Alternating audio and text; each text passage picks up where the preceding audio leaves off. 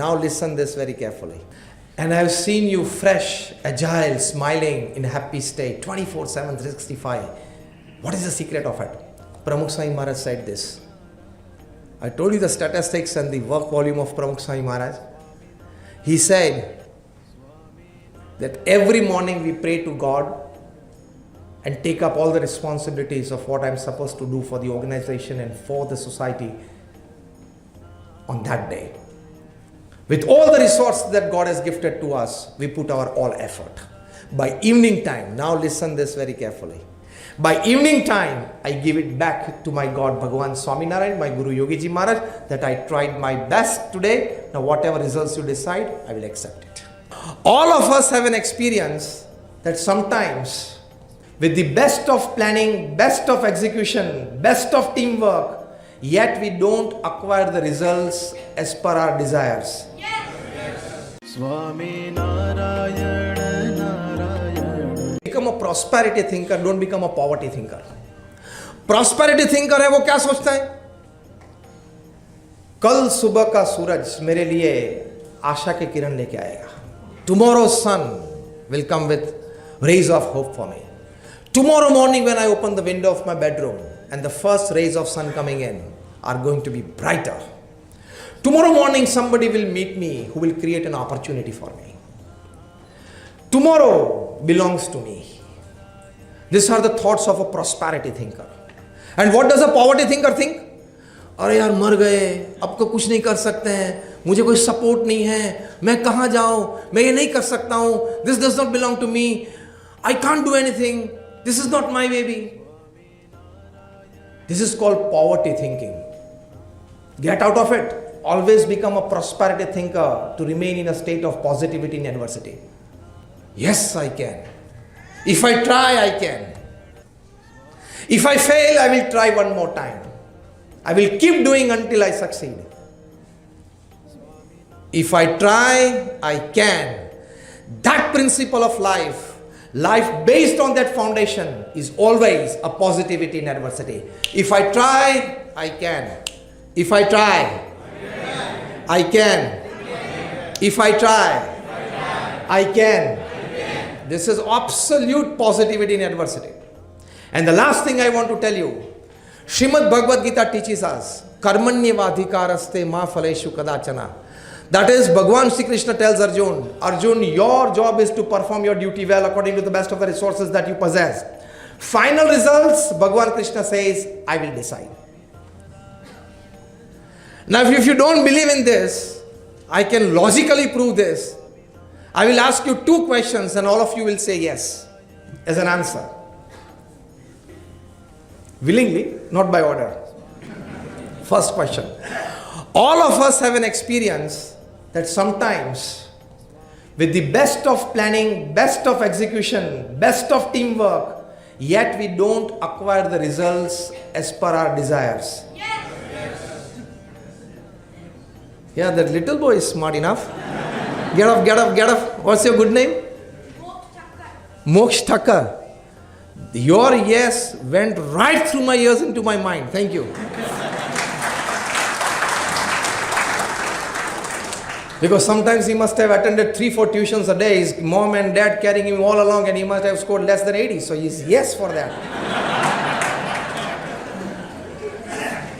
And the second scenario.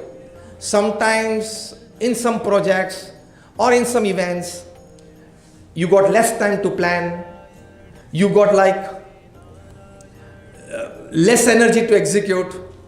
You had lesser teamwork. And you never expected certain good results. Still, you got results beyond your imagination. Yes or no? Then have you ever given a thought to these happenings in your life? That sometimes my execution planning, everything was less and I got something extraordinary beyond my imagination. And sometimes I planned well, executed well, put in all my resources and still I did not get the desired results. What does that mean? Somebody else is deciding the final results. As simple as that. Then, now listen carefully. Then when you know that after putting all my best resources into my work or relationship, whatever, Still the final results depend upon him and his desire. Why are you getting worried and slipping into negativity and depression? Why can't you remain positive in such adverse situations? If you really believe in this of Srimad Bhagavad Gita, plus I made you feel the experiences of yours, then why can't you accept that human duty is to put our best resources in whatever we do, work or relationships. But at the end, it is God who decides the result. And let him decide. If something is happening according to my will, great. If something is not happening according to my will, greatest, because it is happening according to his will. Karmanyavadhikaraste ma phaleshu kadachana. Pramukh Swami Maharaj's biggest strength was this. Once Pramukh Swami Maharaj was in Vallabh Vidyanagar, a gentleman by the name Mr. Natubai Patel, he came up to meet him personally for blessings and darshan. He was the general manager of the Alicon Engineering Company there. A giant MNC. He was an admirer of Pramukh Swami Maharaj's works and life. He said, Swamiji, I have seen you doing all the activities of the day, your daily schedule, right from your morning puja, your morning walk, attending devotees on phone calls, administrative meetings, everything, writing letters. But never ever I have seen a single wrinkle of depression, dejection, tension, tiredness on your face. And we experience this every day in the evening. I'm just the general manager of a company, I'm not the owner of the company. So at 6 p.m. when I leave my office, I don't shoulder all the responsibilities. Still, if I don't have a couple of drinks, I can't get a good sleep. Chach ke? A couple of drinks of buttermilk.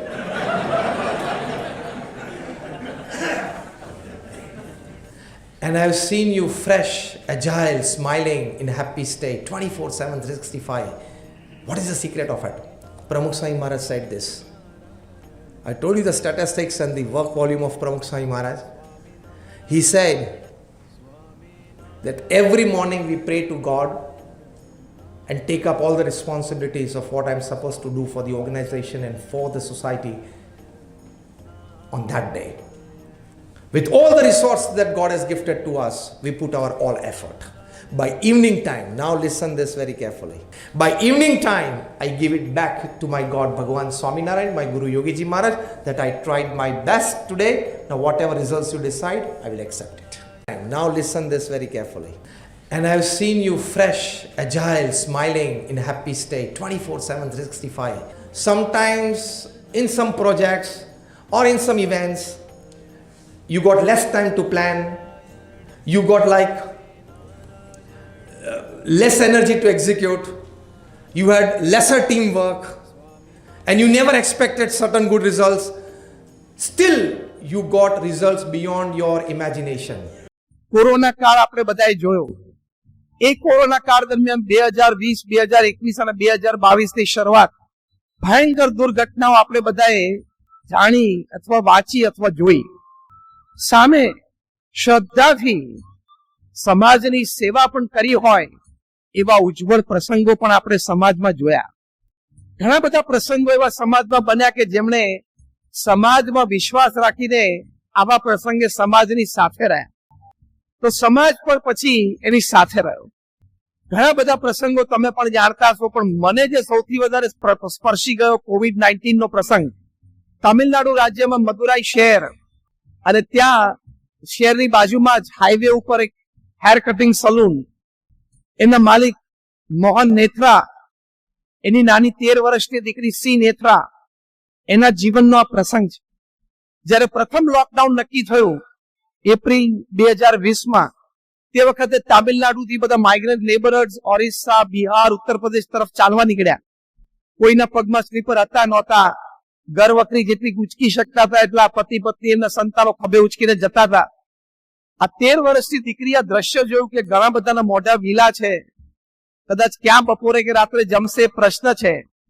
એટલે એમણે એના પિતાને કહ્યું કે મારા ભણતર માટે તમે 5 લાખ રૂપિયાની FD ફિક્સ ડિપોઝિટ જે રાખી છે, કારણ કે પિતાની ઈચ્છા હતી કે મારી દીકરી એ યુપીએસસી ક્લિયર કરે અને દીકરીની પણ એવી ક્ષમતા હતી, એ એફડી તમે અત્યારે ઉપાડી લો અને આપણે મોહલ્લાના આપણી સોસાયટીના બધા બહેનો ભેગા થઈને આપણે ફૂડ પેકેટ્સ તૈયાર કરીએ અને માઇગ્રન્ટ લેબરર્સને આપણે ફૂડ આપીએ.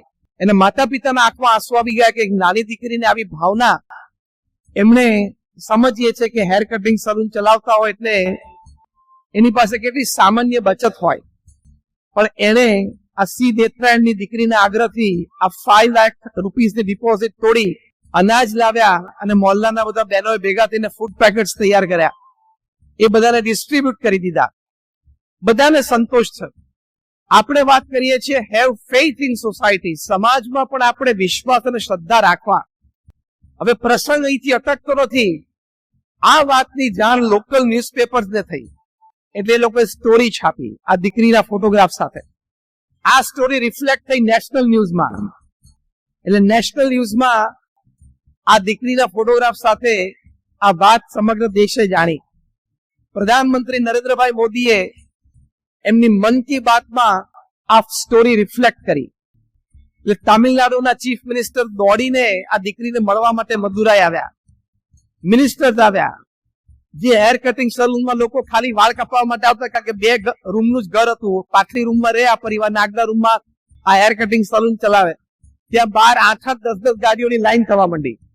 સવારથી સાંજ સુધી લોકો આ દીકરીને અભિનંદન પાઠવવા માટે આવે. મુખ્યમંત્રીએ ત્યાંથી જાહેરાત કરી, કારણ કે મુખ્યમંત્રી એમને મળવા માટે આવ્યા એટલે પ્રેસ બધું આવી ગયું. તો મુખ્યમંત્રીશ્રીએ જાહેરાત કરી કે આ દીકરીને જ્યાં સુધી ભણવું હોય, દુનિયામાં જ્યાં પણ ભણવું હોય, એની સંપૂર્ણ સ્પોન્સરશિપ એ તામિલનાડુ ગવર્મેન્ટ આપશે. સમાજમાં વિશ્વાસ, હેવ ફેથ ઇન સોસાયટી. સમાજ માટે આપણે કરીએ છીએ, સમાજ આપણી માટે કરે જ, બલકી વાઇસે વર્સા, જે સમાજ આપણી માટે ખૂબ કરે છે આપણે પણ કરવું જોઈએ. That is faith. પછી આ વાત રિફ્લેક્ટ થઈ એટલે યુનાઇટેડ નેશન્સના South Asia Pacific Ocean Pacific રિજનના એના એમ્બેસેડર રિપ્રેઝેન્ટેટિવ એ ત્યાં દિલ્હી પાસે એમને આ વાતની ખબર પડી. એ પણ મદુરાઈ આ દીકરીને મળવા માટે આવ્યા. એમણે આખો ફર્સ્ટ હેન્ડ રિપોર્ટ તૈયાર કરીને યુનાઇટેડ નેશન્સમાં મોકલ્યો કે આ 13 વર્ષની દીકરીના જીવનમાં આવી ભાવના આવું કાર્ય એમણે કર્યું.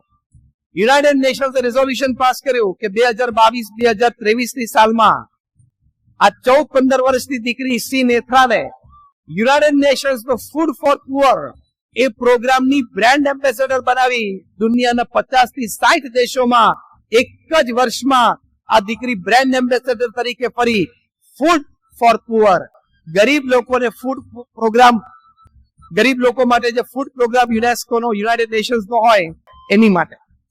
તો કેવી એક ઘટના બની ગઈ. દરેક માટે પ્રેરણા આ ઘટનામાં છે. તો ફેથ ઇન સોસાયટી, સમાજમાં વિશ્વાસ રાખવો એ આપણું કર્તવ્ય છે. તો પ્રથમ વાત આપણે સમજ્યા ફેથ ઇન યોરસેલ્ફ. બીજી વાત આપણે સમજ્યા ફેથ ઇન સોસાયટી. અને આજે જે ત્રીજી અને મુખ્ય વાત સમજવા માટે આપણે એકત્રિત થયા છે, ફેથ ઇન ગોડ. ભગવાનમાં શ્રદ્ધાથી આપણા જીવનમાં આપણને કેટલો લાભ થાય છે. તમે એવી ચિંતા ના કરતા હતા કે ખાલી હું શ્રદ્ધાની વાત કરીશ, હું તર્કની પણ વાત કરીશ, હું વિજ્ઞાનની પણ વાત કરીશ, હું સમાજ અનુભવની પણ વાત કરીશ અને શ્રદ્ધાની પણ વાત કરીશ. We will talk of faith in God from all angles to maintain the equilibrium. તો સમાજમાં શ્રદ્ધા, પછી વાત આવે છે ભગવાનમાં શ્રદ્ધા. ઘણા બધા યુવા મિત્રો વિજ્ઞાનના અભ્યાસી હશે, વિજ્ઞાન ક્ષેત્રમાં ભણતા હશે. તમને કદાચ આશ્ચર્ય થશે કે દુનિયાના જે 100 પ્રથમ વૈજ્ઞાનિકો અત્યાર સુધીમાં થઈ ગયા એમાંથી બધાને ભગવાન પ્રત્યેની અતૂટ શ્રદ્ધા હતી. સર આઇઝેક ન્યૂટન, જેમણે આપણને 150 થી પણ વધારે ડિસ્કવરીઝ અને ઇન્વેન્શન્સ આપ્યા છે. ગુરુત્વાકર્ષણનો કાયદો એમણે આપ્યો, 3 લોઝ ઓફ મોશન એમણે આપ્યા. એમણે પોતાના જીવન ચરિત્રમાં લખ્યું છે, પોતાનો અંગૂઠો દેખાડીને, આમ જોયું એક દિવસ ગાર્ડનમાં બેઠા તો અંગૂઠો તો બહુ રીતે હલે છે, આપણને તો એક રીતે હલાવતા આવડે છે, અને સોશિયલ મીડિયા આવ્યું એટલે બીજી રીતે આમ લાઈક બે આપણને આના કામ આવડે છે. આઇઝેક ન્યૂટન આ મુવમેન્ટ જોઈને એમને એમ થયું કે આટલી નાની મિકેનિઝમમાં આટલી બધી મુવમેન્ટ ભગવાન સિવાય કોઈ મૂકી જ ના શકે. અને આટલા મહાન વૈજ્ઞાનિક સર આઇઝેક ન્યૂટન એમના જીવન ચરિત્રમાં લખ્યું કે in the absence of any other proof, the movement of this thumb alone convinces me of God's existence. I don't need any other proof. કે જે રીતે આ અંગૂઠો હલે છે ને, ભગવાન એની રચના કરી છે ને અંગૂઠાના મૂવમેન્ટની, એની પરથી મને પ્રતીતિ આવે છે કે ભગવાન અસ્તિત્વ ધરાવે છે. મારે બીજા કોઈ પ્રૂફની જરૂર નથી. ઓલ્ડરિચ બેકર પણ એક મહાન વૈજ્ઞાનિક થઈ ગયા. એ પાર્ટિકલ ફિઝિક્સ MIT અમેરિકામાં ભણાવતા હતા. એમણે બહુ સ્પષ્ટ એમના વર્ગને કીધું કે I can not imagine myself without a creator. એટલે કે મારો કોઈ સર્જનહાર હોય જ. સર્જનહાર વગર હું મારું અસ્તિત્વ કલ્પિત નથી શકતો. અને પછી ઓલ્ડરિચ બેકર કોન્ફિડન્ટલી લખે છે કે I am yet to be given an answer about its non existence. કે હજી સુધી મને કોઈએ યથાર્થ હું કન્વિન્સ થયો જવાબ નથી આપ્યો કે એમનું અસ્તિત્વ નથી. આલ્બર્ટ આઇન્સ્ટીન આટલા મોટા વૈજ્ઞાનિક, ટોપ 3 scientist ever upon this earth, E = mc² આપણે સિદ્ધાંત આપ્યો. એટોમિક એનર્જી ના ઇક્વેશન્સ એમણે આપ્યા. એમણે એમના જીવન ચરિત્રમાં લખ્યું છે, એક્ઝેક્ટ શબ્દ વર્ડ ટુ વર્ડ અને લેટર ટુ લેટર કોટ કરું છું. આલ્બર્ટ આઇન્સ્ટીન બોલ્યા, my motive behind all my experiments was I wanted to know how God created this earth. કે મારા દરેક પ્રયોગ પાછળ મારો એક જ હેતુ હતો કે ભગવાને આ સૃષ્ટિનું સર્જન કેવી રીતે કર્યું ને એ મારે જાણવું હતું. તો આઇઝેક ન્યૂટન કે આર્કિમિડીઝ પણ આટલા મહાન વૈજ્ઞાનિક થઈ ગયા. એમણે ભગવાનમાં શ્રદ્ધા ધરાવી છે. અહીંયા આપણે અમૂલ ડેરી બહુ મોટી છે. ડેરીમાં પેસ્ચ્યુરાઇઝેશનનો પ્રોસેસ થાય, દૂધનું પેસ્ચ્યુરાઇઝેશન થાય. એ સંશોધન કરનાર લુઈ પેસ્ચર ફ્રાન્સના સાયન્ટિસ્ટ હતા. એમણે પણ ભગવાનમાં શ્રદ્ધા રાખી છે. આર્કિમિડીઝે પેનિસિલિન ડિસ્કવર કરી, જે ડોક્ટર હશે એને ખબર હશે કે પેનિસિલિન ડિસ્કવર થઈ પછી આખું એક રિવોલ્યુશન આવી ગયું મેડિકલ સાયન્સમાં. તો એમણે જયારે પુરસ્કાર આપતા હતા ત્યારે પુરસ્કાર એટલે કે એક્સેપ્ટન્સ સ્પીચમાં બોલ્યા કે it is God who has made penicillin, I have merely discovered the use of it. ભગવાને પેનિસિલિન બનાવી છે, મેં ખાલી એનો ઉપયોગ માણસને કેવી રીતે કરવો એ શીખવાડ્યો છે. તો આવા મહાન વૈજ્ઞાનિકો એ ભગવાનમાં આટલી શ્રદ્ધા ધરાવતા હોય તો તું આ 2-4 વૈજ્ઞાનિકોની 2-4 ચોપડી પડીને છાતીના બટન ખુલ્લા રાખીને એમ કે હું તો વિજ્ઞાનનો વિદ્યાર્થી છું, મને વિજ્ઞાન કે ત્યારે હું માનું કે ભગવાનનું અસ્તિત્વ તો આ વિજ્ઞાને કહ્યું ને આ વૈજ્ઞાનિકોએ કહ્યું એટલે વિજ્ઞાને કહ્યું. એટલે જે 2-4 વૈજ્ઞાનિકોના 2-4 સિદ્ધાંતો આપણે BSc માં ભણીને કે એન્જિનિયરિંગમાં કે મેડિસિનમાં ભણીને આપણે મોટા થયા હોય, એ વખતે બટન ખુલ્લા રાખીને બોલવાનું નહીં કે હું તો સાયન્સનો વિદ્યાર્થી છું અને હું લોજિકમાં માનું છું. તું સાયન્સનો વિદ્યાર્થી છું, અભિનંદન છે, પણ આ જે સાયન્ટિસ્ટને ભણીને તું મોટો તો એ આ બધી વાતો કરે છે. અને એમાં એન્જિનિયરિંગ કે BSc માં એકાદ વખત એટી કે ટી આવ્યો ને એકાદ વર્ષ બગડ્યું તો બોલવું જ નહીં. I am just going on a lighter tone. તો પ્રથમ વાત છે ફેઇથ ઇન ગોડમાં. મહાન વૈજ્ઞાનિકોએ ભગવાનમાં શ્રદ્ધા રાખી છે. શ્રદ્ધા રાખી જેટલું નહીં, એનો યશ પણ એ લોકોએ ભગવાનના ચરણે મૂક્યો છે.